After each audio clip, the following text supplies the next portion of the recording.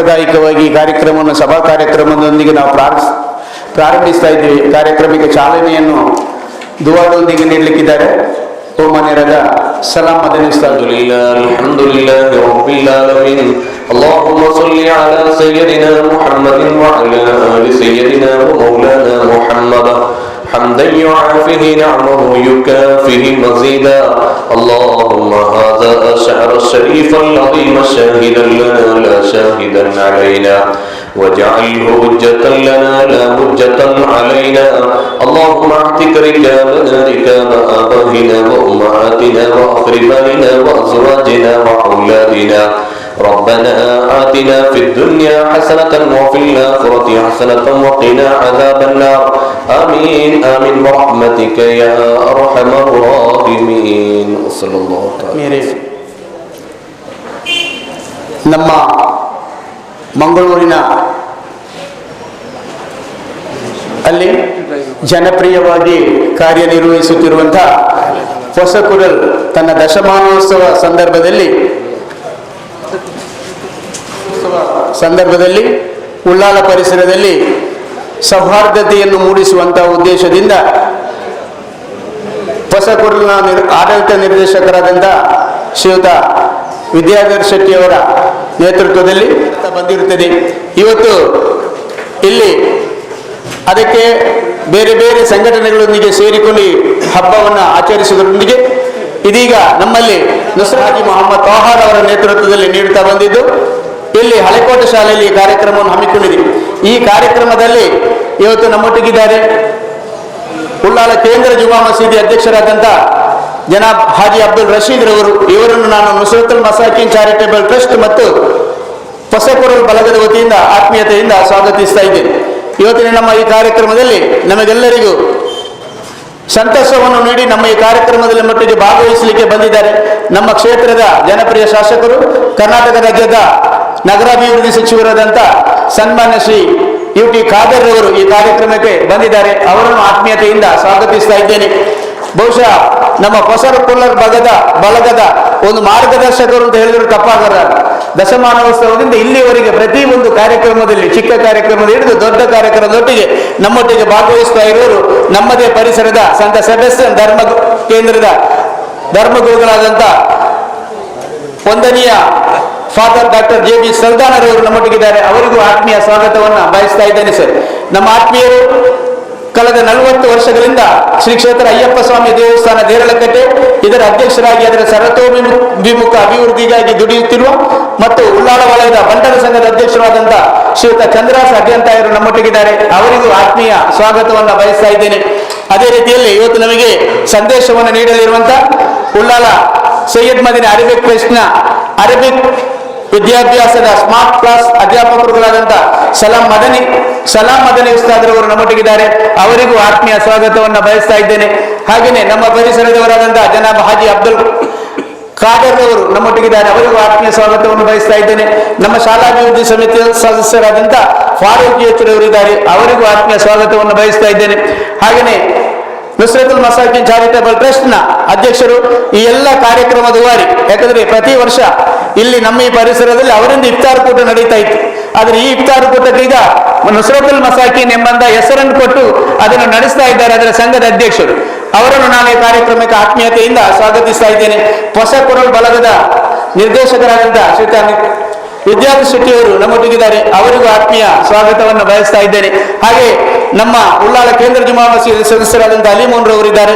Syed Madani charitable ಟ್ರಸ್ಟ್ನ ಉಪಾಧ್ಯಕ್ಷರಾದಂಥ Haji UK Ibrahim ರವರು ಮಸಾಕಿನ್ ಹಾಗೂ ಹೊಸಕುರಲ್ ಸಂಸ್ಥೆ ವತಿಯಿಂದ ಬಹುಶಃ ಏರ್ಪಡಿಸಲ್ಪಟ್ಟಂತಹ ಸೌವಾದ ಇಫ್ತಾರ್ ಕೂಟದ ಈ ಒಂದು ಸುಂದರ ಸಮಾರಂಭದಲ್ಲಿ ಉಪಸ್ಥಿತಂತಹ ನಮ್ಮೆಲ್ಲ ಆದರಣೀಯ ಗೌರವಂತ ಉಳ್ಳಾಲ ಕೇಂದ್ರ ಜುಮ್ಮಾ ಅಧ್ಯಕ್ಷ ಅಂತ ರಶೀದಾಖನವರೇ,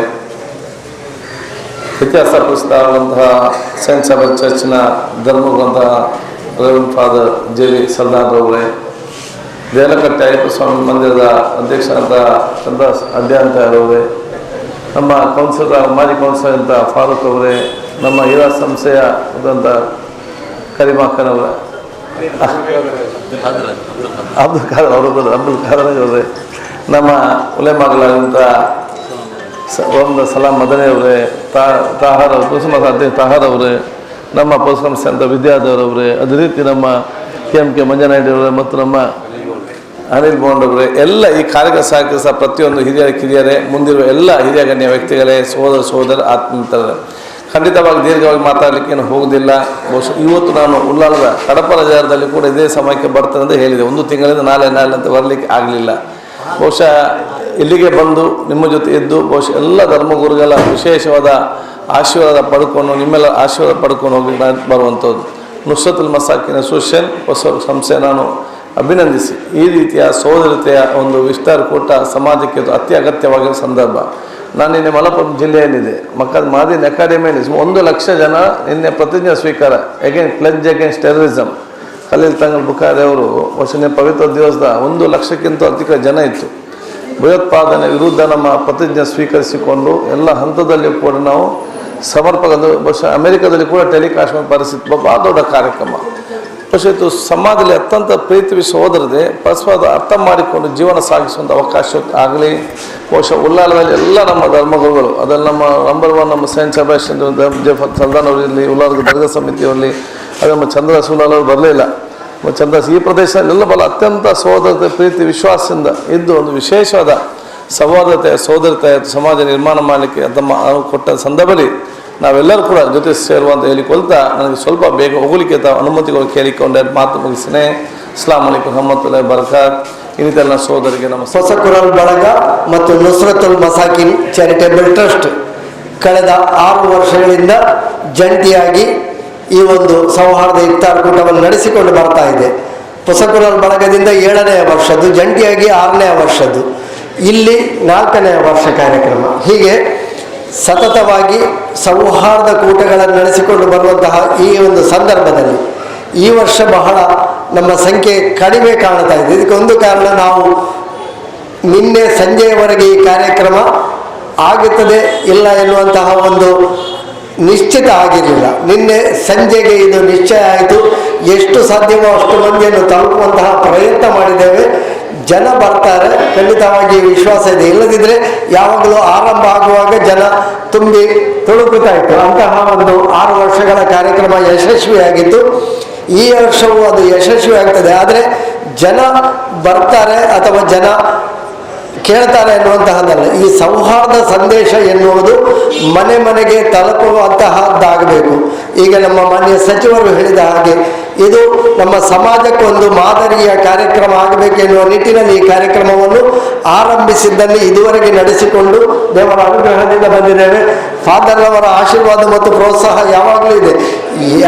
ಮೊನ್ನೆ ಕೂಡ ಹೇಳಿದೆ, ಇನ್ನೂ ಕೂಡ ತಯಾರಾಗಲಿಲ್ಲ ಫಾದರ್ ಅವರು ಹೇಳುವಾಗ, ಸಣ್ಣ ಮಟ್ಟಿನಲ್ಲಾದರೂ ಮಾಡುವ, ಯಾವ ರೀತಿಯಲ್ಲಾದರೂ ಮಾಡುವ ಹೇಳಿ ಅಂತ ಹೇಳಿಕೊಂಡು ಫಾದರ್ ಅವರು ಹೇಳಿದರು. ಅದಕ್ಕೆ ತ್ವಾಹ ಹಾಜಿಯವರು ಸ್ಪಂದಿಸಿದರು. ತ್ವಾಹ ಹಾಜಿಯವರ ನೇತೃತ್ವದಲ್ಲಿ ನುಸ್ರತುಲ್ ಮಸಾಕಿನ್ ಬಳಗದವರ ಆ ಒಂದು ಸಹಕಾರದಲ್ಲಿ ಇದರ ಸಂಪೂರ್ಣ ಖರ್ಚು ವೆಚ್ಚ ಹೆಚ್ಚಿನ ಮುಕ್ಕಾಲ್ವಾಸಿ ಎಲ್ಲ 90% ಹೆಚ್ಚು ಅವರೇ ನೋಡಿಕೊಳ್ತಾರೆ. ಹೊಸ ಕುರಾನ್ ಬಳಗ ಇಲ್ಲಿ ಕೇವಲ ನೆಪ ಮಾತ್ರ. ಆದರೂ ಜನರನ್ನು ಸೇರಿಸುವಲ್ಲಿ, ಜನರಿಗೆ ಈ ಸೌಹಾರ್ದವನ್ನು ಸಂದೇಶವನ್ನು ತಲುಪಿಸುವಲ್ಲಿ ನಾವು ಶ್ರಮ ಮೀರಿ ಪ್ರಯತ್ನಿಸ್ತಾ ಇದ್ದೇವೆ. ಈ ಕಾರ್ಯಕ್ರಮಗಳ ಮೂಲಕವಾಗಿ ನಾವು ಎಷ್ಟು ಹತ್ತಿರವಾಗುತ್ತೇವೆ, ಎಷ್ಟು ನಮ್ಮದಂತಹ ಆತ್ಮೀಯತೆ ಬೆಳೆಯುತ್ತದೆ, ಆ ಒಂದು ನೆಲೆಗಟ್ಟಿನಲ್ಲಿ ನಮ್ಮ ಈ ಪ್ರಯತ್ನ ಸಾಗುತ್ತಾ ಇದೆ. ಈ ಪ್ರಯತ್ನ ನಿರಂತರವಾಗಿ ಮುಂದುವರಿಲಿ. ಇದಕ್ಕೆ ಎಲ್ಲರ ಸಹಕಾರ ದೊರೆಯುವಂತಾಗಲಿ, ಎಲ್ಲರೂ ಈ ಒಂದು ಸೌಹಾರ್ದ ಬಳಗಕ್ಕೆ ಸೇರ್ಪಡೆ ಅಂತ ಆಗುವಲ್ಲಿ. ಇವತ್ತು ನಾವು ಸಣ್ಣ ಸಂಖ್ಯೆ ಇರಬಹುದು, ಒಂದೊಂದು ದಿನ ನಮ್ಮ ಸಂಖ್ಯೆ ದೊಡ್ಡದಾಗುವಂತಹ ಸಂದರ್ಭ ಬರಬಹುದು. ಅಂತಹ ಸಂದರ್ಭಕ್ಕೆ ನಾವೆಲ್ಲರೂ ನಿರೀಕ್ಷೆ ಮಾಡೋಣ, ಕಾಯೋಣ ಅಂತ ಹೇಳಿಕೊಳ್ಳುತ್ತಾ ಪ್ರಸ್ತಾವನೆಯ ಮಾತುಗಳು ಈಗ ಸಮಯದ ನಿಗದಿತ ಮಿತಿಯಲ್ಲಿ ಮಾತನಾಡ್ತಾ ಇದ್ದೇನೆ. ಆದ್ದರಿಂದ ಇಲ್ಲಿಗೆ ಮಾತನ್ನು ಮುಗಿಸಿ ನಿಮ್ಮೆಲ್ಲರ ಸಹಕಾರ ನಿರಂತರವಾಗಿ ಹೊಸ ಕುರಾನ್ ಬಳಗದ ಕಾರ್ಯಕ್ರಮದ ಮೇಲಿನಲ್ಲಿ. ಹೊಸ ಕುರಾನ್ ಬಳಗ 3 ಕಾರ್ಯಕ್ರಮಗಳನ್ನು ಮಾಡ್ತದೆ. ನುಸ್ರತುಲ್ ಅವರೊಟ್ಟಿಗೆ ಸೌಹಾರ್ದ ಇಫ್ತಾರ್ ಕೂಟ, ಕೊಲ್ಲಿಯ ಬಿಲ್ಲವ ಸಮಾಜ ಮತ್ತು ಅವರ ಜಂಟಿ ಸಂಸ್ಥೆಗಳ ಆಶ್ರಯದಲ್ಲಿ ಸೌಹಾರ್ದ ದೀಪಾವಳಿ ಕೂಟ ಮತ್ತು ಸಂತ ಸೆಬಾಸ್ಟಿಯನ್ ಧರ್ಮ ಕೇಂದ್ರದ ಆಶ್ರಯದಲ್ಲಿ ಸೌಹಾರ್ದ ಕ್ರಿಸ್ಮಸ್ ಸಂಗಮ ಕಾರ್ಯಕ್ರಮವನ್ನು ನಾವು ಮಾಡ್ತಾ ಇದ್ದೇವೆ. ಮೊನ್ನೆ ಫಾದರ್ ಅವರು ಅದರ ದಿನಾಂಕವನ್ನು ಕೂಡ ಸೂಚಿಸಿದ್ರು. ಡಿಸೆಂಬರ್ 10 ತಾರೀಕಿಗೆ ಸೌಹಾರ್ದ ಕ್ರಿಸ್ಮಸ್ ಸಂಗಮವನ್ನು ಮಾಡುವಂತವರು ಹೇಳಿದರು. ಅದೇ ರೀತಿ ಅಕ್ಟೋಬರ್ 22 ತಾರೀಕಿಗೆ ಸೌಹಾರ್ದ ದೀಪಾವಳಿಯನ್ನು ಮಾಡುವಂತ ಹೇಳಿಕೊಂಡು ನಾವು ಕೂಡ ದಿನ ನಿಗದಿ ಮಾಡಿದ್ದೇವೆ. ಈ ಎಲ್ಲ ದಿನಗಳು ನಿಗದಿಯಾಗಿದ್ದೇವೆ. ಪೂರ್ವ ನಿಗದಿ ಆದರೆ ಆದಷ್ಟು ಮಂದಿಯನ್ನು ತಲುಪಲಿಕ್ಕೆ ಸಹಾಯ ಆಗುತ್ತದೆ ಅಂತ ಹೇಳಿಕೊಳ್ಳುತ್ತಾ, ಅದರೊಟ್ಟಿಗೆ ಸದ್ಭಾವನಾ ವೇದಿಕೆ ಅವರಿದ್ದಾರೆ, ಅವರೊಟ್ಟಿಗೆ ನಾವು ಜಂಟಿಯಾಗಿ ಅನೇಕ ಸೌಹಾರ್ದ ಕಾರ್ಯಕ್ರಮಗಳನ್ನು ಮಾಡ್ತಾ ಇದ್ದೇವೆ. ಎಲ್ಲರ ಪ್ರಯತ್ನ ಸಮಾಜವನ್ನು ಸೇರಿಸುವುದು, ಸೌಹಾರ್ದವನ್ನು ಪರಸ್ಪರ ಬೆಸೆಯುವುದು, ನಾವೆಲ್ಲ ಒಟ್ಟಿಗಾಗಿರುವುದು, ಈ ಪ್ರಯತ್ನ ನಿರಂತರವಾಗಿರಲಿ. ಎಲ್ಲರ ಸಹಕಾರ ಇದಕ್ಕಿರಲಿ. ಎಲ್ಲರ ಸಹಕಾರವನ್ನು ಬಯಸ್ತಾ ಎಲ್ಲರಿಗೂ ವಂದನೆಗಳು. ಎಲ್ಲ ಧರ್ಮಗಳಲ್ಲಿ ಒಂದೇ ಗ್ರಂಥ ಬೈಬಲ್, ಇಲ್ಲದ್ರೆ ಕುರಾನ್. ಇದೆಲ್ಲ ನಾವು ನೋಡಿಕೊಂಡು ಬಂದಂಥ ಒಂದು ಪದ್ಧತಿ. ನಾವು ನಿಜವಾಗಿ ಆ ಧರ್ಮ ಈ ಧರ್ಮ ಅಂತ ಹೇಳಿ ಕಚ್ಚಾಡೋದಕ್ಕಿಂತ ಮುಂಚೆ ನಾವು ಏನು ಮಾಡಬೇಕು, ಯಾವ ರೀತಿ ವರ್ತನೆ ಮಾಡಬೇಕು, ನಮ್ಮನ್ನು ನಾವು ತಿದ್ದುಕೊಂಡ್ರೆ ನಮಗೆ ಈ ಸೌಹಾರ್ದತೆ ಅಗತ್ಯ ಇರುವುದಿಲ್ಲ. ಆದರೂ ನಮ್ಮ ಈ ಸಂಘ ಸಂಸ್ಥೆಯವರನ್ನೆಲ್ಲ ಒಟ್ಟುಗೂಡಿಸಿಕೊಂಡು ಈ ಕೆಲಸವನ್ನು ಮಾಡಿದ್ದಾರೆ. ಹಾಗೆ ನಮ್ಮ ಚರ್ಚಿನ ಫಾದರ್ ಉಳ್ಳಲ ಸೈಯದ್ ಮದನಿ ಅಧ್ಯಕ್ಷರು,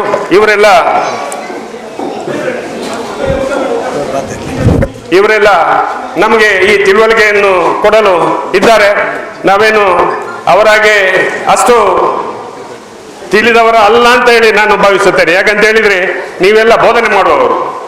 ಯಾವಾಗಲೂ ಶುಕ್ರವಾರ ದಿವಸ ನಮ್ಮ ಅಧ್ಯಕ್ಷರು ಅದರ ವಿಷಯದಲ್ಲಿ ಮಾರ್ಗದರ್ಶನ ಮಾಡ್ತಾ ಇರುವುದು, ಆದಿತ್ಯವಾರ ನಮ್ಮ ಫಾದರ್ನವರು ಬೋಧನೆ ಮಾಡ್ತಾ ಇರ್ತಾರೆ. ನಾವೆಲ್ಲ ಸಮಯ ಸಿಗುವುದು ಭಾರಿ ಕಷ್ಟ. ಆ ಸಮಯ ಸಿಕ್ಕಾಗ ದೇವಸ್ಥಾನಕ್ಕೆ ಹೋಗುವುದು, ಅಲ್ಲಿಂದ ಹೊರಗೆ ಬರುವುದು, ದೇವರ ಸ್ಮರಣೆ ಮಾಡುವುದು. ಆದರೆ ಒಂದು ವಿಷಯ ಹೇಳ್ತೇನೆ, ನನಗೆ ಇವತ್ತು 27ನೇ ದಿವಸ ಕಾಣ್ತದೆ. ಈ 27 ದಿವಸ ಈ ಬೆಳಿಗ್ಗೆ ಎದ್ದು ದೇವರ ಪ್ರಾರ್ಥನೆ ಮಾಡಿ, ದುಡಿದು ಸಂಪಾದನೆ ಮಾಡಿ, ಅದರಲ್ಲಿ ವ್ರತವನ್ನು ಆಚರಣೆ ಮಾಡಿ, ನಂತರ ದಾನ ಧರ್ಮವನ್ನು ಮಾಡುವ ಈ ಕೆಲಸವನ್ನು ಈ ಮುಸ್ಲಿಂ ಸಮುದಾಯ ಮಾಡ್ತಾ ಇದ್ದಾರೆ. ನಿಜವಾಗಿ ನಮಗೆ ಆಶ್ಚರ್ಯ ಆಗ್ತದೆ. ಇವತ್ತು 30 ದಿವಸವನ್ನು ಈ ಕಷ್ಟ ಕಾಲದಲ್ಲಿ ಮುಂದುವರಿಸಬೇಕಾದ್ರೆ ಅದು ತುಂಬ ಕಷ್ಟದ ಸಮಯ, ಕಷ್ಟ ಸಾಧ್ಯ. ಯಾಕಂತ ಹೇಳಿದ್ರೆ ನಮ್ಮಲ್ಲಿ ಕೂಡ ದುಡಿಯೋರಿದ್ದಾರೆ. ಅವ್ರು ಹೇಳ್ತಾರೆ, ನನಗೆ 5 ದಿನದಲ್ಲಿ 5 ಹೊತ್ತು ನಮಾಜಿ ಮಾಡಲಿಕ್ಕಿದೆ. ಆದರೆ ನೋಡಿ, 5 ನಮಾಜಿ ಮಾಡುವಂತ ಒಂದು ದಿವಸದಲ್ಲಿ ಈ 30 ದಿವಸವನ್ನು ಕಳೆಯಬೇಕಂತ ಹೇಳಿದ್ರೆ ಅದು ನಿಜವಾಗಿ ಆ ದೇವರು ನಿಮಗೆ ಉಳಿಯುತ್ತಾರೆ, ಆ ದೇವರು ಆ ನಿಷ್ಠೆಯನ್ನು ಸಹಿಸ್ತಾರೆ. ನಮಗೆ ನಿಜವಾಗಿ ನಿಮ್ಮ ಮಾರ್ಗದರ್ಶನ ಬೇಕಾಗಿದೆ. ನಾವು ಕೂಡ ಹೇಳುವುದು ಇಷ್ಟೇ, ನಾವೆಲ್ಲರೂ ಒಂದೇ ತಾಯಿ ಮಕ್ಕಳಾಗಿ ಒಟ್ಟಿಗೆ ಇದ್ದು ನಾವು ಸೌಹಾರ್ದತೆಯನ್ನು ಎಲ್ಲರೂ ಒಂದೇ ಮನಸ್ಸಿನಿಂದ ಬೆರೆಸಿದರೆ ಯಾವುದೂ ಕುಂದುಕೊರತೆ ಬರುವುದಿಲ್ಲ. ನಿಜವಾಗಿ ನಾನು ಎಲ್ರಿಗೂ ಇದು ಹೇಳುವುದೇನಂತ ಹೇಳಿದರೆ, ನಾವೆಲ್ಲ ಒಂದೇ ತಾಯಿ ಮಕ್ಕಳು. ನಾವು ಯಾವಾಗಲೂ ಆ ಧರ್ಮ ಈ ಧರ್ಮ ಅಂತ ಕಚ್ಚಾಡೋದು ಅಗತ್ಯ ಇಲ್ಲ. ನಾವೆಲ್ಲ ಒಂದೇ ತಾಯಿಯ ಮಕ್ಕಳಾಗಿ ಬೆರೆದು ನಾವೆಲ್ಲ ಒಟ್ಟಿಗೆ ಇರೋಣ ಅಂತ ಹೇಳಿ ನನ್ನ 2 ಮಾತನ್ನು ನಿಲ್ಲಿಸ್ತೇನೆ. ಸರ್ವೇ ಜನ ಸುಖಿನೋ ಭವಂತು. ಒಂದು ಸಂಗತಿಯ ನೆನಪು, ಅಮೆರಿಕದಲ್ಲಿ ಒಂದು ದೊಡ್ಡ ಚರ್ಚ್ ಉಂಟು. ಸರ್ವೇಸಾಮಾನ್ಯವಾಗಿ ಭಾನುವಾರ ಅದು ಫುಲ್ ಇರ್ತದೆ, ಇತರ ದಿನಗಳಲ್ಲಿ ಅದು ಖಾಲಿ. ಮುಸ್ಲಿಂ ಸಮುದಾಯದ ಒಬ್ಬ ಸಾಮಾನ್ಯ ವ್ಯಕ್ತಿ ಈ ಚರ್ಚಿನ ಗುರುಗಳಲ್ಲಿ ಹೋಗಿ ಹೀಗೆ ಹೇಳ್ತಾನೆ, ಗುರುವರಿಯರೇ, ನಮಗೆ ನಮಾಜು ಮಾಡಲು ಶುಕ್ರವಾರದಂದು ಜಾಗವಿಲ್ಲ. ನಮ್ಮ ಕಾರುಗಳನ್ನು ತಂದು ನಿಮ್ಮ ಈ ಚರ್ಚಿನಲ್ಲಿ ನಮಾಜು ಮಾಡಬಹುದಾ? ಕಳೆದ ಸುಮಾರು 3 ವರ್ಷಗಳಿಂದ ಪ್ರತಿ ಶುಕ್ರವಾರ ಆ ಚರ್ಚ್ನಲ್ಲಿರುವ ಪವಿತ್ರ ಶಿಲುಬೆಯೇನಿದೆ ಅದರ ಮುಂದೆ ಒಂದು ಪರದೆಯನ್ನು ಎಳೆಯುತ್ತಾರೆ. ಅಲ್ಲಿರುವ ಎಲ್ಲ ಕುರ್ಚಿಗಳನ್ನು ತೆಗೆಯುತ್ತಾರೆ. ಅಲ್ಲಿ ನೆಲದ ಮೇಲೆ ಏನು ನಮಾಜ್ ಮಾಡಲು ಏನೆಲ್ಲ ಪ್ರಕ್ರಿಯೆ ನಡೆಯಬೇಕು ಅಷ್ಟು ಮಾತ್ರವಲ್ಲದೆ ಕೈ ಕಾಲು ತೊಳೆಯಲು ಬೇಕಾದ ವ್ಯವಸ್ಥೆ ಎಲ್ಲವನ್ನು ಮಾಡಲಾಗಿದೆ. ಪ್ರತಿ ಶುಕ್ರವಾರ ಅದು ಮಸೀದಿ ಆಗ್ತದೆ, ಪ್ರತಿ ಭಾನುವಾರ ಅದು ಚರ್ಚ್ ಆಗುತ್ತದೆ. ಮೊನ್ನೆ ಮುಸ್ಲಿಂ ಸಮುದಾಯದ ಒಬ್ಬ ಸಾಮಾನ್ಯ ವ್ಯಕ್ತಿ ಹೀಗೆಂದ, ನಮಗೋಸ್ಕರ ನಮಾಜು ಮಾಡಲು ಚರ್ಚನ್ನು ತೆರೆಯಲಾಗಿದೆ. ನನ್ನ ಆಸೆ ಏನೆಂದರೆ ಕ್ರೈಸ್ತ ಸಮುದಾಯದವರಿಗೆ ನಮ್ಮ ಮಸೀದಿಗಳನ್ನು ನಾವು ಅದನ್ನು ಓಪನ್ ಮಾಡಿ ಬಿಡೋಣ. ಈ ಚಿಂತನೆ, ಒಂದು ಸಾಮಾನ್ಯ ವ್ಯಕ್ತಿಯ ಚಿಂತನೆಯನ್ನು ನೋಡಿದಾಗ ಸೌಹಾರ್ದತೆಯ ಅರಿವು ನನಗೆ ಮೂಡಿ ಬಂತು. ನಾವು ಯಾವುದೋ ಹೊಸ ದಿಕ್ಕಿನಲ್ಲಿ ನಡೆಯುತ್ತಾ ಇದ್ದೇವೆ. ಚರ್ಚ್ಗಳು ಮುಸಲ್ಮಾನ್ ಸಮುದಾಯಕ್ಕೆ, ಅದೇ ರೀತಿ ಮಸೀದಿಗಳು ಕ್ರೈಸ್ತ ಹಾಗೂ ಇತರ ಸಮುದಾಯಕ್ಕೆ ಈಗ ಓಪನ್ ಆಗ್ತಾ ಇವೆ. ಇದು ಖಂಡಿತವಾಗಿ ಒಂದು ಹೊಸ ಚಿಂತನೆ, ಒಂದು ಬಲವಾದ ಚಿಂತನೆ. ಇದು ಮೂಡಿ ಬಂದಂತಹ ರೀತಿ ನೋಡುವಾಗ ಸೌಹಾರ್ದ ಇನ್ನೂ ಗಟ್ಟಿಯಾಗುತ್ತದೆ ಎಂಬುದರ ಬಗ್ಗೆ ಎರಡು ಮಾತಂತೂ ಖಂಡಿತ ಇಲ್ಲ. ಎರಡನೇದಾಗಿ, ನಾನು ನನ್ನ ಧಾರ್ಮಿಕ ಶಿಕ್ಷಣ ಪಡೆಯುತ್ತಿದ್ದಾಗ ನಮಗೆ ಇಸ್ಲಾಂ ಧರ್ಮದ ಬಗ್ಗೆ ಪಾಠ ಇತ್ತು. 5 ಪಿಲ್ಲರ್ಸ್ ಆಫ್ ಇಸ್ಲಾಂ ಅಂತ. ಇಸ್ಲಾಮಿನ 5 ಕಂಬಗಳೇನು? ನಿಜ ದೇವರಲ್ಲಿ ವಿಶ್ವಾಸ, ದಿನಕ್ಕೆ 5 ಬಾರಿ ಪ್ರಾರ್ಥನೆ, ರಮದಾನ್ ತಿಂಗಳಲ್ಲಿ ವಿಶೇಷ ಉಪವಾಸ ಪ್ರಾರ್ಥನೆ, ಬಡಬಗ್ಗರಿಗೆ 2.5% ಪಾಲು ದಾನ ಧರ್ಮ ಮಾಡುವುದು, ಅದೇ ರೀತಿ ಹಜ್ ಹೋಗುವುದು. ಇತ್ತೀಚಿನ ದಿನಗಳಲ್ಲಿ ಪ್ರಾರ್ಥನೆಯನ್ನು ನಾವು ಖಂಡಿತವಾಗಿಯೂ 5 ಬಾರಿ ಮಾಡುತ್ತೇವೆ, ಆ ಬಗ್ಗೆ ಸಂಶಯವಿಲ್ಲ. ನಮ್ಮ ಸಮುದಾಯದಲ್ಲೂ ಆ ರೀತಿ ಇದೆ. ನಿಜ ದೇವರಲ್ಲಿ ನಾವು ನಂಬಿಕೆ ಇಡ್ತೇವೆ, ಅದರ ಬಗ್ಗೆಯೂ ಎರಡು ಮಾತಿಲ್ಲ. ಹಜ್ಜಿಗೆ ಅಥವಾ ಪವಿತ್ರ ದೇಶಕ್ಕೆ ಹೋಗುವಂತಹ ಪ್ರಯತ್ನ ಎಲ್ಲ ಧರ್ಮಗಳಲ್ಲಿ, ದೇವಸ್ಥಾನಗಳಿಗೆ, ಮಸೀದಿಗಳಿಗೆ, ಪೂಜಾ ಸ್ಥಳಗಳಿಗೆ ಹೋಗುವ ಪ್ರವೃತ್ತಿ ನಮ್ಮಲ್ಲಿದೆ. ಆದರೆ ಬೇಜಾರಿನ ಸಂಗತಿ ಏನಂದ್ರೆ, ಪರರಿಗೆ ಸಹಾಯ ಮಾಡಬೇಕೆಂಬ ಚಿಂತನೆ ಕಡಿಮೆ ಆಗ್ತಾ ಇದೆ. ಆದುದರಿಂದ ಪರರಿಗೆ ಸೇವೆಗೈಯುವಂತಹ 2.5% ಅಥವಾ ಸೇವೆ ನೀಡುವಂತಹ ಆ ಛಲ ನಮ್ಮ ಸ್ವಾರ್ಥದಿಂದ ಹೊರ ಹೋಗಲು ಪ್ರತಿ ಸಮುದಾಯದವರು ಇನ್ನೂ ಹೆಚ್ಚು ಪ್ರಯತ್ನ. ಕೇವಲ ಮುಸಲ್ಮಾನ್ ಸಮುದಾಯ ಮಾತ್ರವಲ್ಲ, ಎಲ್ಲ ಧರ್ಮೀಯರು ಆ ಚಿಂತನೆಯನ್ನು ಖಂಡಿತವಾಗಿ ಒಟ್ಟುಗೂಡಿಸಬೇಕೆಂಬುದು ನನ್ನ ಆಶೆಯಾಗಿದೆ. ಮೂರನೇದಾಗಿ, ಯಾರಾದರೂ ಇವತ್ತು ವಿಜಯ ಕರ್ನಾಟಕ ಪೇಪರ್ ಅನ್ನು ಓದಿದ್ದರೆ ಅದರಲ್ಲಿ ನಮ್ಮ ಪೇಜಾವರ ಸ್ವಾಮಿ ಅವರ ಮಾತಂತೂ ಯಾವಾಗಲೂ ಪಾವಿತ್ರ್ಯತೆ ಹೊಂದಿರುವ ಮಾತು. ಅವರು ಹೇಳಿದ ಮಾತನ್ನು ನಾನು ತಪ್ಪು ಮಾಡಬಾರದೆಂತ ಬರೆದೇ ತಂದಿದ್ದೇನೆ. ಅವರು ಹೇಳಿದ ಒಂದು ಅರ್ಥಗರ್ಭಿತವಾದ ಇಂದಿನ ಮಾತು ಹೀಗಿದೆ: ನಿತ್ಯ ತೃಪ್ತ ಭಗವಂತನಿಗೆ ಬೆಳ್ಳಿ ಬಂಗಾರದ ವ್ಯಾಮೋಹವಿಲ್ಲ. ಅರ್ಥೈಸಿಕೊಳ್ಳಿ, ನಿತ್ಯ ತೃಪ್ತ ಭಗವಂತನಿಗೆ ಬಂಗಾರದ ವ್ಯಾಮೋಹವಿಲ್ಲ. ಆದರೂ ಭಕ್ತಿಯ ಪ್ರತೀಕವಾಗಿ ನಮ್ಮ ಆತ್ಮ ಸಂಪ್ರತಿಗೋಸ್ಕರ ನಾವು ಅಂಥ ಕ್ರಿಯೆಗಳು ಮಾಡಬಹುದು. ಆದರೆ ಭಕ್ತರಾದ ನಾವು ದೇವರನ್ನು ನಮ್ಮ ಹೃದಯದಲ್ಲಿಟ್ಟುಕೊಂಡು ಪ್ರಕಟಿಸಬೇಕು. ದೇವರ ಭಕ್ತರಾದ, ದೇವರ ವಿಶ್ವಾಸಿಗಳಾದ ನಾವು ದೇವರನ್ನು ನಮ್ಮ ಹೃದಯದಲ್ಲಿಟ್ಟುಕೊಂಡು ಪ್ರಕಟಿಸಬೇಕು. ಅದಕ್ಕೆ ಯಾವುದೇ ಧರ್ಮ ಇರಲಿ, ಹಿಂದೂಗಳಿರಲಿ, ಮುಸ್ಲಿಮರಿರಲಿ, ಕ್ರೈಸ್ತರಿರಲಿ, ನಾವೆಲ್ಲರೂ ಆ ಭಗವಂತನನ್ನು, ಆತನಲ್ಲಿ ವಿಶ್ವಾಸವನ್ನು ನಮ್ಮ ಹೃದಯದಲ್ಲಿಟ್ಟು ಪ್ರಕಟಿಸಿದರೆ ನಮ್ಮ ಧರ್ಮ ಅರ್ಥಭರಿತ, ನಮ್ಮ ಜೀವನ ಅರ್ಥಭರಿತ ಅಂತೇ ಆಗಲೆಂದು ಈ ಇಫ್ತಾರ್ ಕೂಟದಲ್ಲಿ ಆ ಭಗವಂತನಲ್ಲಿ ಕೇಳಿಕೊಳ್ಳುತ್ತಾ ನಮಗೆಲ್ಲರಿಗೂ ಶುಭವನ್ನು ಕೋರುತ್ತಾ ನನ್ನೆರಡು ಮಾತುಗಳನ್ನು ಕೊನೆಗೊಳಿಸುತ್ತೇನೆ. ಧನ್ಯವಾದಗಳು. ಮುಸಲ್ಮಾನರಾದ ನಾವು ಉಪವಾಸ ವ್ರತ ಆಚರಿಸಿ ಉಪವಾಸವಿಲ್ಲದಂಥ ಹಿಂದೂ ಕ್ರಿಶ್ಚಿಯನ್ ಸಹೋದರರನ್ನ ಕರೆದು ವ್ರತ ಬಿಡಿಸುವುದರಲ್ಲಿ ಏನು ಅರ್ಥ ಇದೆ ಅಂತ ಹೇಳುವಂಥ ಒಂದು ಪ್ರಶ್ನೆ. ನಿಜವಾಗಿಯೂ ಅದು ಹೌದು. ಯಾಕೆ ವ್ರತ ನಿಮಗೆ ಇಲ್ಲ, ವ್ರತ ಬಿಡಿಸುವುದು ಯಾಕೆ? ವ್ರತದಲ್ಲಿದ್ದಾಗ ಪ್ರತಿಭಟನೆಯಲ್ಲಿ ಕೂತ್ಕೊಂಡಾಗ ಒಂದು ಸರ್ಬತ್ತು ಕೊಟ್ಟು ಪ್ರತಿಭಟನೆ ಒಂದು ತೊಗಳಿಸ್ಬೇಕು ಮಾಡುವಂಥದ್ದು. ಆದರೆ ಇದು ಇಫ್ತಾರ್ ಮೂಲಕ ಇಫ್ತಾರನ್ನ ವ್ರತ ಬಿಡಿಸುವುದಲ್ಲ. ನಮ್ಮ ಊರಿಗೆ ಬಂದಂತ ಆ ಒಂದು ಕೆಡುಕು, ಆ ಒಂದು ಅಶಾಂತಿಯ ವಾತಾವರಣ ವರ್ಷಕ್ಕೊಮ್ಮೆ ನಿರ್ಮಾಣ ಆಗುವಂಥದ್ದು. ನಮ್ಮಲ್ಲಿ ಸಹೋದರತೆ ಮನೋಭಾವನೆ ಕಮ್ಮಿ ಆಗ್ತಾ ಬರುವಂಥದ್ದು. ಇದನ್ನೆಲ್ಲ ಬಿಡಿಸಬೇಕಾದ್ರೆ ಹಿಂದೂ, ಮುಸ್ಲಿಂ, ಕ್ರಿಸ್ತರು ಎಲ್ಲರೂ ಸೇರಿಕೊಂಡು ಇಫ್ತಾರ್ ಮಾಡಬೇಕಾದ ಅಗತ್ಯ ಇವತ್ತು ಬಂದಿದೆ. ಈ ಮೂಲಕ ನಮ್ಮ ಇರುವ ಪರಿಸರದಲ್ಲಿರುವಂತಹ ಎಲ್ಲ ಜಾತಿ ಧರ್ಮದ ಸಹೋದರ ಸಹೋದರಿಯರು ಈ ಊರಿನಲ್ಲಿ ಶಾಂತಿ ಸೌಹಾರ್ದತೆ ನೆರವೇರಲಿಕ್ಕೆ ಕಾರಣಕರ್ತರಾಗಬೇಕು ಅಂತ ಹೇಳಿಕೊಂಡು, ಯಾವ ಧರ್ಮ ಕೂಡ ಅನ್ಯಾಯವನ್ನು ಸಹಿಸುವುದಿಲ್ಲ, ಯಾವ ಧರ್ಮ ಕೂಡ ಭೀತಿವಾದವನ್ನು ಬೆಂಬಲಿಸುವುದಿಲ್ಲ, ಯಾವ ಧರ್ಮ ಕೂಡ ಭಯೋತ್ಪಾದನೆಯನ್ನು ಬೆಂಬಲಿಸುವುದಿಲ್ಲ. ಆದರೆ ಇವತ್ತು ಕೆಲವು ದುಷ್ಟ ಶಕ್ತಿಗಳು ಮಾಡುವಂಥ ಈ ವಿಚಾರದಲ್ಲಿ ಒಮ್ಮೊಮ್ಮೆ ಒಂದೊಂದು ಕಾಲದಲ್ಲಿ ಒಂದೊಂದು ಧರ್ಮದವರು ತಲೆ ತಗ್ಗಿಸುವಂತಹ ವಿಚಾರಗಳು ಬರ್ತವೆ. ಹಾಗಾಗಿ ಇನ್ನು ಮುಂದೆ ನಮ್ಮಲ್ಲಿ ಯಾವತ್ತೂ ಕೂಡ ಧರ್ಮದ ಬಗ್ಗೆ ಆಗಲಿ ಜನಾಂಗದ ಬಗ್ಗೆ ಆಗಲಿ ನಮ್ಮಲ್ಲಿ ಯಾವ ರೀತಿಯ ತೊಂದರೆಗಳು ನನ್ನ ಈ 61 ವರ್ಷ ಪ್ರಾಯದಲ್ಲಿ ನಾನು ಉಳ್ಳಾಳದಲ್ಲಿ ಕಂಡಿಲ್ಲ. ಅವರವರ ಧರ್ಮವನ್ನು ರಕ್ಷಿಸುವಂತಹ ಕೆಲಸ, ಅವರವರ ಧರ್ಮವನ್ನು ಪ್ರೀತಿಸುವಂತಹ ಕೆಲಸ, ಅವರವರ ಧರ್ಮದ ಪ್ರಾರ್ಥನಾಲಯಗಳಲ್ಲಿ ಪ್ರಾರ್ಥನೆಯನ್ನು ಸಲ್ಲಿಸುವಂತಹ ಕೆಲಸ, ಯಾರಿಗೂ ಯಾವುದೇ ಅಡಕೆ ಇಲ್ಲದೆ ತೊಂದರೆ ಇಲ್ಲದೆ ಸಾಂಗವಾಗಿ ನಡೀತಾ ಇರುವಾಗ ಏನೋ ಒಂದು ವಿಚಾರವಿಲ್ಲದಂತ ಸಣ್ಣ ಪುಟ್ಟ ಘಟನೆಗಳಿಗೆ ಧರ್ಮದ ಹೆಸರನ್ನ ಜಾತಿಯ ಹೆಸರನ್ನ ಇಟ್ಟು ಉಳ್ಳಾಲವನ್ನ ವರ್ಷಕ್ಕೆ 4 ದಿವಸ ಒಂದು ಪೊಲೀಸರ ಕೈ ಕೊಡುವಂತ ಒಂದು ವ್ಯವಸ್ಥೆ ನಡೆಯುವಂಥದ್ದು, ಅದು ಇನ್ನು ಈ ಮುಂದೆ ಉಳ್ಳಾಲದಲ್ಲಿ ನಡೆಯಬಾರದು. ಅದಕ್ಕಾಗಿ ನಮ್ಮೆಲ್ಲ ಸಹೋದರ ಸಹೋದರಿಯರು ಪ್ರಾರ್ಥನೆ ಮಾಡಬೇಕು.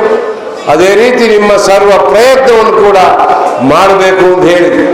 ಇಸ್ಲಾಂ ಧರ್ಮದಲ್ಲಿ ಹುಟ್ಟಿದ ಒಬ್ಬ ವ್ಯಕ್ತಿ ಈ ದೇಶದ ಒಡೆಯ ಅಲ್ಲಾಹನ ಅಜ್ಜೆಯಂತೆ ದಿವಸಕ್ಕೆ 5 ಬಾರಿ ನಮಾಜ್ ಮಾಡುವಂಥದ್ದು. ಈಗ ನಮ್ಮ ಧರ್ಮಗುರುಗಳು ಹೇಳಿದರು, ಅವರ ಪಾಯಿಂಟ್ ಆಗಿ ಹೇಳಿದರು, ನಮಾಜ್ ಮಾಡುವಂಥದ್ದು, ದಾನ ಮಾಡುವಂಥದ್ದು, ಹಜ್ಜಿಗೆ ಹೋಗುವಂಥದ್ದು. ಆದರೆ ದಾನ ಧರ್ಮದಲ್ಲಿ ಬಹಳ ಹಿಂದೆ ಇದ್ದಾರೆ ಅಂತೆ. ಅದು ಎಲ್ಲರೂ ಆ ಒಂದು ಮಾತನ್ನ ಇವತ್ತು ನಮ್ಮ ಧರ್ಮಗಳು ನಮಗೆ ಬೆಟ್ಟು ಮಾಡಿ ತೋರಿಸಿದಾರ, ಆ ಒಂದು ವಿಚಾರವನ್ನು ನಮ್ಮ ಎಲ್ಲ ಮುಸಲ್ಮಾನ ಶ್ರೀಮಂತರು, ಎಲ್ಲ ಮುಸಲ್ಮಾನ ಸಾಧ್ಯತೆ ಇರುವಂತ ಒಂದು ಪರಿಪೂರ್ಣವಾದಂಥ ಅವರ ಜೀವನ ಹೋಗಿ ಅವರ ಖರ್ಚು ಕಳೆದು ಉಳಿದಂತ ವ್ಯವಸ್ಥೆ ಇದ್ರೆ ದಾನ ಧರ್ಮ ಮಾಡಲಿಕ್ಕೆ ಮುಂದಾಗಿಕೊಂಡು ಇಸ್ಲಾಮಿನ ಕಾರ್ಯವನ್ನು ಕೂಡ ಮುಗಿಸಿ ನಮ್ಮ ಊರಲ್ಲಿ ಬಡಬಗ್ಗರಿಗೆ ಯಾವ ತೊಂದರೆ ಇಲ್ಲದ ರೀತಿಯಲ್ಲಿ ಕೆಲಸ ನಿರ್ವಹಿಸಲಿ ಅಂತ ಹೇಳಿಕೊಂಡು ಸಂದರ್ಭಕ್ಕಾಗಿ ತಮಗೆಲ್ಲ ವಂದಿಸಿ ನನ್ನ ಮಾತನ್ನು ಮುಗಿಸ್ತೇನೆ. ಅಸ್ಸಲಾಮು ಅಲೈಕುಂ. ಹಿಂದೂ ಬಾಂಧವರಿದ್ದಾರೆ, ಕ್ರಿಶ್ಚಿಯನರು ಇದ್ದಾರೆ. ಇಲ್ಲೆಲ್ಲಾದರೂ ಭಯೋತ್ಪಾದನೆಗಳು, ವರ್ಗೀಯವಾದಗಳು, ಇಂತಹ ಕೆಟ್ಟ ಮಾತುಗಳನ್ನು ನಾವು ಕೇಳ್ತಿದ್ದರೆ ಇಸ್ಲಾಂ ಕಲಿಸುವುದು ಅಲ್ ಮುಸ್ಲಿಂ ಮನ್ ಸಲಿಮನ್ ನಾಸು ಮಿನ್ ಲಿಸಾನಿಹಿ ವ ಯದಿಹಿ ಫಹುವ ಮುಮಿನ್. ಓರ್ವ ಮುಸಲ್ಮಾನ್ ನೈಜ ಮುಸಲ್ಮಾನನಾಗಿರಬೇಕಿದ್ದರೆ ಆತನ ಕೈಯಿಂದ, ಆತನ ನಾಲಿಗೆಯಿಂದ ಮತ್ತೋರ್ವ ಸಂರಕ್ಷಿತನಾಗಿರಬೇಕು. ಯಾವುದಾದರೂ ಮಾಧ್ಯಮಗಳಲ್ಲಿ ಮುಂಬೈ, ಡೆಲ್ಲಿ ಅಂತ ಪಟ್ಟಣಗಳಲ್ಲಿ ರಕ್ತದ ಹೊಳೆ ಹರಿಯುತ್ತಿದ್ದರೆ, ಬಾಂಬ್ ಸ್ಫೋಟಗಳನ್ನು ನಡೆಸ್ತಾ ಇದ್ದಾರೆ, ಅವರ ಫೋಟೋಗಳು ಮರುದಿನ ಪತ್ರಿಕೆಯಲ್ಲಿ ಬರುವುದು ನನ್ನಂತ ಕಮೀಸು ಧರಿಸಿ, ರುಮಾಲು ಧರಿಸಿದ ಗಡ್ಡ ಬಿಟ್ಟಂತ ಧರ್ಮ ಮೇಧಾವಿಗಳಂತೆ ಕಾಣುತ್ತಿದ್ದಾರೆ. ನಿಜವಾಗಿಯೂ ಅವರು ಧರ್ಮ ಮೇಧಾವಿಗಳಲ್ಲ. ಅವರ ತಲೆಯನ್ನ ಛೇದಿಸಿ ಫುಟ್ಬಾಲ್ ಆಡಿರಿ, ನಮಗದರಿಗೆ ಸಂತೋಷವಿದೆ. ಇಸ್ಲಾಂ ಯಾವತ್ತೂ ಭಯೋತ್ಪಾದನೆಯನ್ನ ಕಲಿಸುವುದಿಲ್ಲ.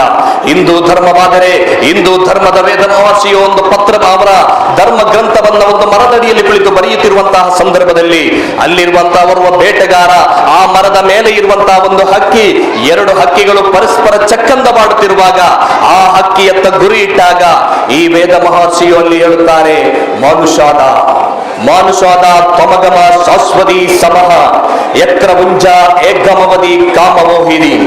2 ಒಂದೇ ಸಮಯದಲ್ಲಿ ಕಾಮಮೋಹಿನಿಗಳಾಗಿ ಪರಸ್ಪರ ಚಕ್ಕಂದ ಮಾಡುತ್ತಿರುವ 2 ಹಕ್ಕಿಗಳಿಗೆ ಯಾತಕ್ಕಾಗಿ ನೀನು ಗುರಿ ಇಟ್ಟಿದ್ದೀ ಎಂದು ವೇದ ಮಹರ್ಷಿಯು ಆ ಬೇಟೆಗಾರನಲ್ಲಿ ಹೇಳಿ, ಅಂತಹ ಶಾಂತಿಯ, ಸಹನೆಯ, ಸಹಬಾಳ್ವೆಯ ಸನಾತನ ಧರ್ಮವಾಗಿದೆ ಹಿಂದೂ ಧರ್ಮ.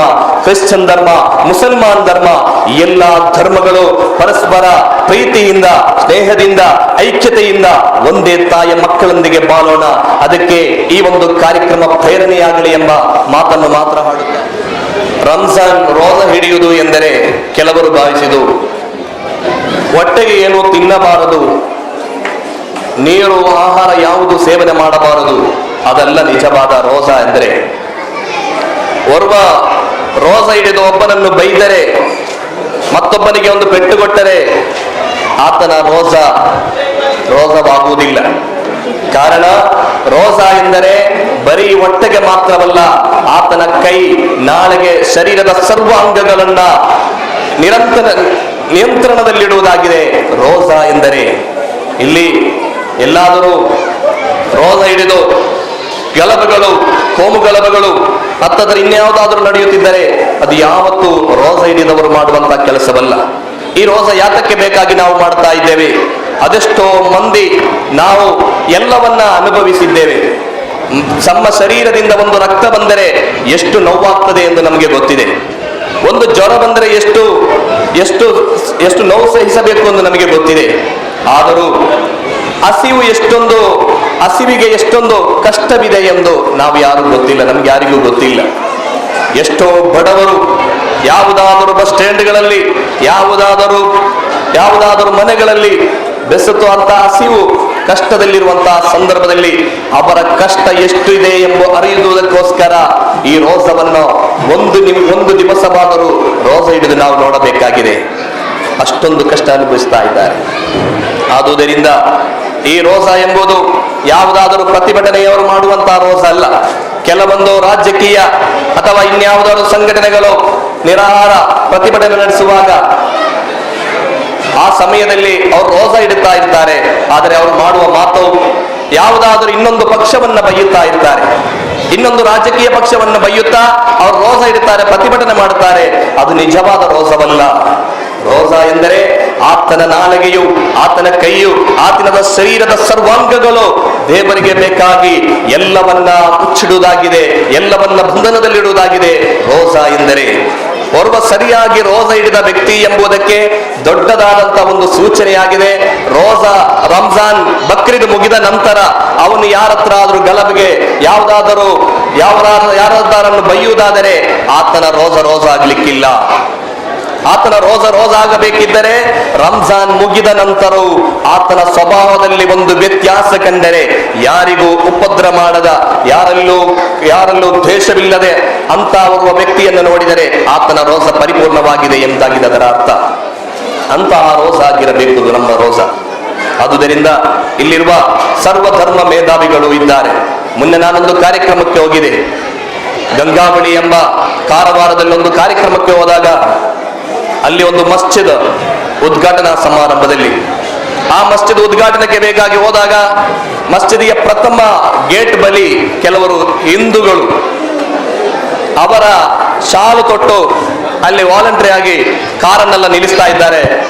ನಾನು ಹೇಳಿದೆ, ಕಾರನ್ನು ತಿರುಗಿಸಿ, ಇದು ಯಾವುದೋ ಹಿಂದೂಗಳ ಜಾತ್ರೆಯಾಗಿರಬೇಕು ಅಂತೇಳಿ. ಕಾರನ್ನ ತಿರುಗಿಸಿ ನೋಡುವಾಗ ಒಬ್ಬ ನಾಮ ತೊಟ್ಟಂತ ಬರುವ ಹಿಂದೂ ಓಡಿ ಬಂದು ಹೇಳ್ತಾರೆ, ಗುರುಗಳೇ, ನಾವು ಈ ಮಸೀದಿಗೆ ವಾಲಂಟರಿ ಆಗಿ ಬಂದವರು. ಹಿಂದೂಗಳು ಅಲ್ಲಿ ಫುಲ್ ಕಾರ್ಯಕ್ರಮವನ್ನ ಹೊರಗಿನ ಕಾಂಪೌಂಡ್ ಹೊರಗೆ ಫುಲ್ ನಿಯಂತ್ರಣದಲ್ಲಿಟ್ಟದ್ದು ಅಲ್ಲಿರುವ ಹಿಂದೂಗಳಾಗಿದ್ದರು. ಮಾತ್ರವಲ್ಲ, ಆ ಮಸೀದಿ ಗಂಗಾವಳಿಯಲ್ಲಿ ಅದೆಷ್ಟೋ ಕೋಟಿ ರೂಪಾಯಿ ವೆಚ್ಚದಲ್ಲಿ ನಿರ್ಮಿಸಿದಂತಹ ಮಸ್ಜಿದ್ ಉದ್ಘಾಟನಾ ಸಮಾರಂಭಕ್ಕೆ ಹೋದಾಗ ಅಲ್ಲಿ ಆ ವೇದಿಕೆಯಲ್ಲಿ ಭಾಷಣ ಮಾಡುವಾಗ ಒಂದೇ ಒಂದು ಕಣ್ಣಿನಲ್ಲಿ 2 ದೇವಸ್ಥಾನಗಳು ಕಾಣುತ್ತಾ ಇದೆ. ಒಂದು ದೇವಸ್ಥಾನದಲ್ಲಿ ಬಾಂಗಿನ ಧ್ವನಿಗಳು ಪ್ರತಿಧ್ವನಿಸುತ್ತಿರುವಾಗ ಇನ್ನೊಂದು ಭಾಗದಲ್ಲಿ ಹಿಂದೂಗಳ ಓಂಕಾರದ ಪ್ರತಿಧ್ವನಿಸುತ್ತಿರುವ ಆ ಸುಂದರ ಕ್ಷಣವನ್ನು ನೋಡುವಾಗ ಮನಸ್ಸು ತುಂಬಿ ಹೋಗ್ತಾ ಇದೆ. ಆದುದರಿಂದ ಇಂತಹ ಎಲ್ಲ ಧರ್ಮ ಮೇಧಾವಿಗಳನ್ನು ಒಗ್ಗೂಡಿಸಿ ಈ ವರ್ಷದ ನಮ್ಮ ಸೈಯದ್ ಮದನಿ ಅಧ್ಯಕ್ಷರು ಆದಂತ ರಸೀದಾಜಿರವರ ನೇತೃತ್ವದಲ್ಲಿ ಅದೆಷ್ಟು ಕಾರ್ಯಕ್ರಮಗಳು ಈ ಅವರ 5 ವರ್ಷದಲ್ಲಿ ದರ್ಗಾ ವಠಾರದಲ್ಲಿ ಎಷ್ಟೋ ಧರ್ಮ ಮೇಧಾವಿಗಳು ಅಲ್ಲಿ ಈ ವರ್ಷ ಬಂದಿದ್ದಾರೆ. ನಾನು ಎಲ್ಲ ಕಾರ್ಯಕ್ರಮಕ್ಕೆ ನಿರೂಪಣೆಗೆ ಹೋಗುತ್ತೇನೆ. ಈ ಕಾರ್ಯಕ್ರಮದ ವೇದಿಕೆ ಎತ್ತಿ ಭಾಷಣ ಮಾಡುವಂತ ವ್ಯಕ್ತಿ ನಾನಲ್ಲ, ಅದಕ್ಕಿರುವ ಅರ್ಹತೆ ನನಗಿಲ್ಲ. ವೇದಿಕೆಯ ಹಿಂಬದಿಯಲ್ಲಿ ಕಾರ್ಯಕ್ರಮ ನಿರೂಪಣೆ ಮಾಡುವವನು ತ್ವಾಹಾಜಿರವರ ನಿರಂತರವಾದ ನನ್ನನ್ನ ಹೇಗೆ ಆದರೂ ಮಾಡಿ ಸ್ವಲ್ಪ ಮಾತನಾಡುವಂತ, ಸ್ವಲ್ಪ ಭಾಷಣ ಮಾಡುವಂತ ಕಲೆ ನನ್ನಲ್ಲಿದೆ, ನಿಮ್ಮನ್ನು ಮೇಲಕ್ಕೆತ್ತಬೇಕು ಎಂಬ ಪರಿಶ್ರಮಕ್ಕೆ ಬೇಕಾಗಿ ಇದ್ದ ವೇದಿಕೆಯಲ್ಲಿ ತ್ವಾಹಾಜಿಯವರು ನನ್ನನ್ನು ಕಳಿಸ್ತಾ ಇದ್ದಾರೆ ಅಷ್ಟೇ ಹೊರತು ಮಾತನಾಡುವಂತಹ ಅಭ್ಯಾಸ ನನಗಿಲ್ಲ. ಆದರೂ ಇಂತಹ ಒಂದು ಸೌಹಾರ್ದತೆಗಳು, ಸಹಿಷ್ಣುತೆಗಳು ತುಂಬಿ ತುಳುಕಲಿ ಈ ಉಳ್ಳಾಳ. ಎಲ್ಲರೂ ಪರಸ್ಪರ ಪ್ರೀತಿಯಿಂದ, ಸ್ನೇಹದಿಂದ, ಐಕ್ಯತೆಯಿಂದ ಒಂದೇ ತಾಯ ಮಕ್ಕಳಂತೆ ಬಾಳೋಣ ಅಂತ ಹೇಳುತ್ತಾ ನಮಾಜಿಗೆ ಸಮಯವಾಗ್ತಾ ಇದೆ. ನಾವೆಲ್ಲರೂ ಅಲ್ಲಾಹನ ಕರೆಗೆ ಬೇಕಾಗಿ, ಆ ಕರೆಗೆ ಬೇಕಾಗಿ ಕಾಯುತ್ತಿರುವಂತಹ ಒಂದು ರೋಜಾದ ಪ್ರತ್ಯೇಕವಾಗಿದೆ. ನಾವೊಂದು ಕಾರ್ಯಕ್ರಮಕ್ಕೆ ಹೋದರೆ ಅಲ್ಲಿ ಕಾರ್ಯಕ್ರಮಕ್ಕೆ ಆಗಮಿಸುತ್ತಿರುವ ಅಧ್ಯಕ್ಷರಿಗೆ ಬೇಕಾಗಿ, ಯಾವುದಾದರೂ ಶಾಸಕರಿಗೆ ಬೇಕಾಗಿ, ಯಾವುದಾದರೂ ಸೈಯದರವರಿಗೆ ಬೇಕಾಗಿ ನಾವು ಕಾಯ್ತಾ ಇರ್ತೇವೆ.